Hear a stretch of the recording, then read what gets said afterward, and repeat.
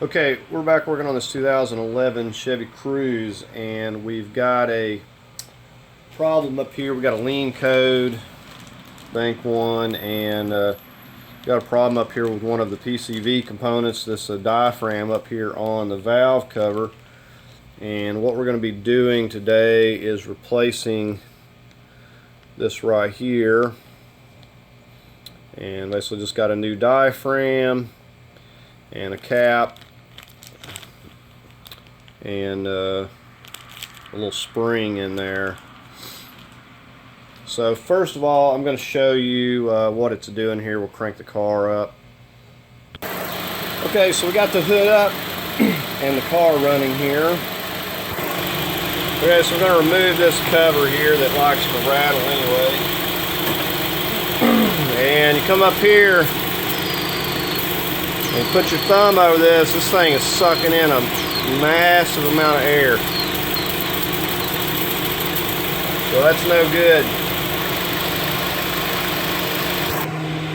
Okay, so what we have to do, well, you could either replace this whole entire valve cover, or you can replace this right here. Now, it ain't just going to come off of there. This is glued on, so we're going to have to get a heat gun, and we'll probably move a few of these components out of the way a little bit. You do have to be cautious with a heat gun because you can go to melting the plastic down and really doing some damage.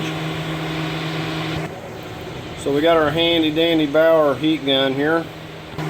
Okay, so the idea here, we're gonna try to just heat all around it little by little, starting off on a low setting because it will completely melt the plastic down if you're not careful. And we're going to start trying to work it up a little bit at a time here.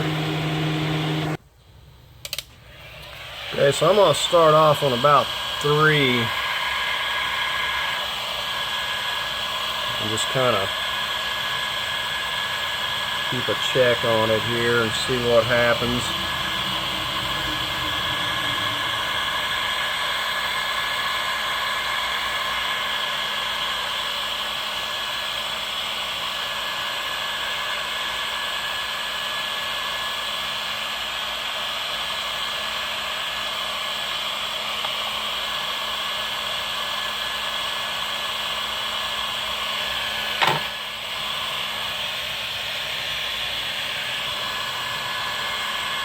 I'm sure this glue is meant to withstand a lot of heat regardless, so I don't know exactly how this is going to work.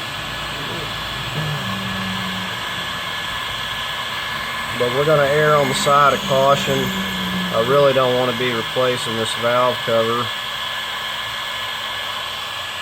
I put a gasket on here not so long ago.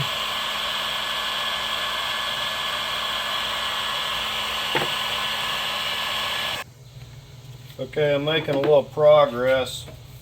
Got this thing turned up on 5.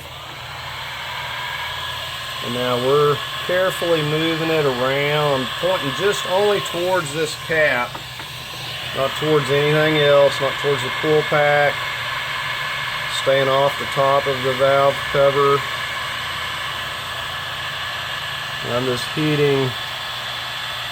Now, I thought about using a knife and trying to cut it and then peel the ring off, but I'm all but certain that would nick that valve cover and then I'd have a leak, so I do not want to do that. It's just Murphy's Law. Anything that can go wrong will. So I got this on 5. You got to be careful, man. You will start melting some stuff. Okay, and I got my big long pry bar here, and what I'm doing is coming back and getting like right here. I started chipping this off a little bit, but you can see that it is starting to move some, and I need to apply some more heat over on that other side, it's looking like. but we're making progress here. This thing's hot.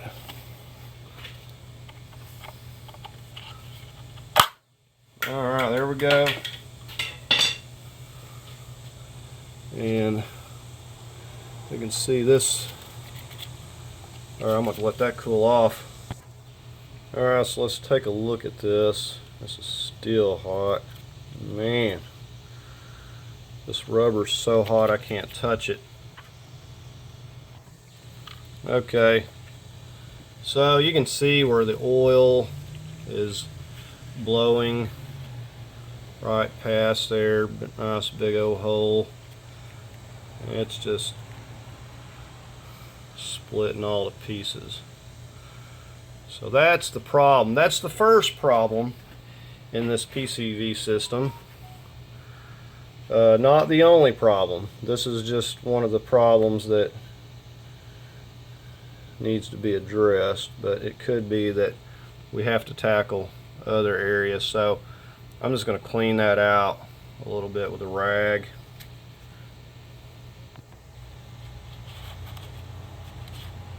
Let's put a little alcohol.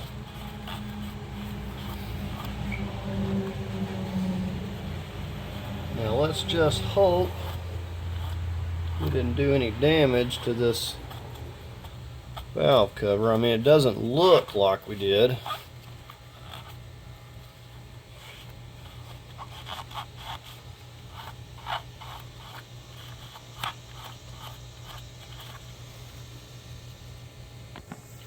I got to tell you, that came off there way easier than I thought it was going to. You can see they look pretty much the same. I'm sure it was the same inexpensive part that was used come factory. And the spring is actually quite a bit taller. If I can get it to stand up here where you can see it. So that has compressed a lot over time. I don't know if that matters any. When it's got a hole in it, it don't make much difference.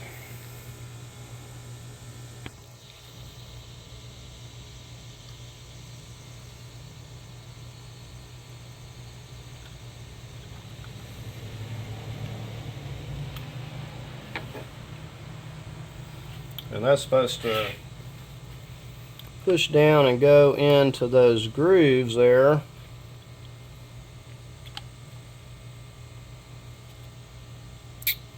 And we're going to see if we can't quickly.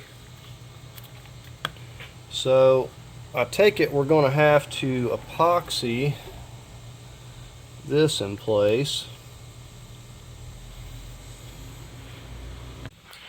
Okay, so I took alcohol and made sure to clean all around this really well. Made sure that's just really clean. Same thing on our new cap. We cleaned it up, make sure there's no oils or anything in there. So we're going to be using some plastic bonder. It takes about 15 minutes to set up. And so we're just going to mix a little bit of this. It's not going to take a lot. We're just going to be going around the inside of this ring here, essentially. Okay, so we got our little mixing tray here. We're going to... Well, that stuff is really runny. And we just replace our little cap. Use this for something else, hopefully.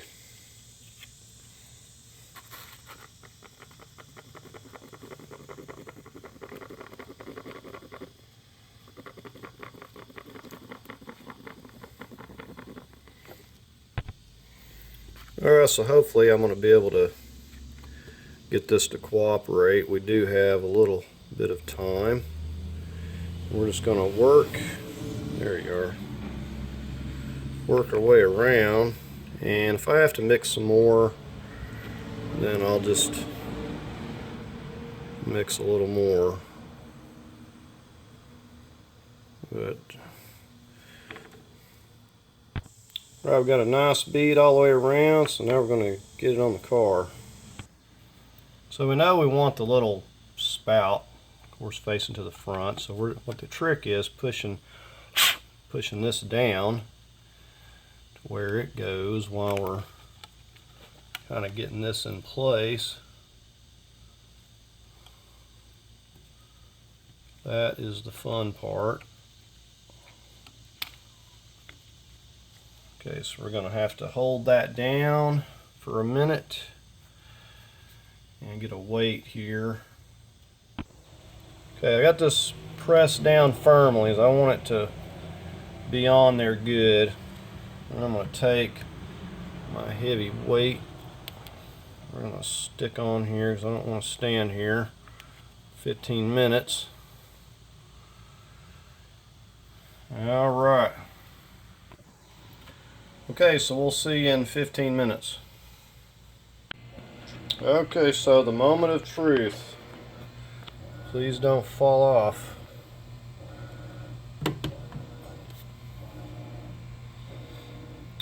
And it should be on there.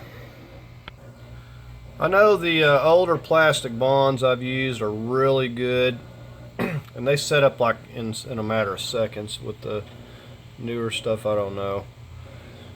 But I mean, it's supposed to, you know, be such a strong bond that you cannot remove it.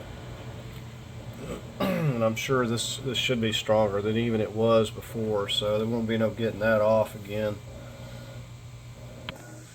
Okay, so let's get the car cranked up and see if this thing's going to quit sucking air.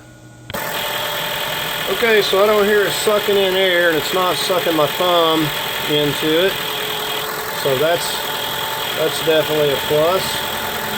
And we're just going to clear out the check engine light and just see if it's going to come back. We'll drive it, but could be that it even runs a little bit better.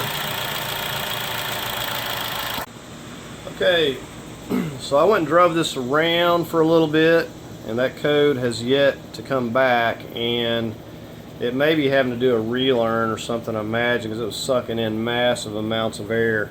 But it seems like it's idling better just sitting there. And so I've been driving it around for a little bit. I cycled the key on and off. Code has not come back yet, and it did come up pretty quick the first time it popped up. So that's going to do it for the video. Pretty simple. I mean, other than messing with the epoxy, it's not too bad. It's up to you if you want, you know, replace the entire valve cover. There's also that option, you know, and you'll have a new little diaphragm on there. But from what I noticed looking at the material on that, it's just from the heat, and it's like rubber or anything else, you know, it just starts deteriorating. So that thing is just, it's like paper. I can just sit there and poke holes through it like no problem. So it's just old. The car's got 200,000 on it. You know, it should have been replaced a while back. So anyways, that's going to do it for this video. I hope you found it helpful. If you did, give it a like. Thanks to everybody for your support on the channel, for watching and subscribing, and we'll see you next time. Thanks for watching.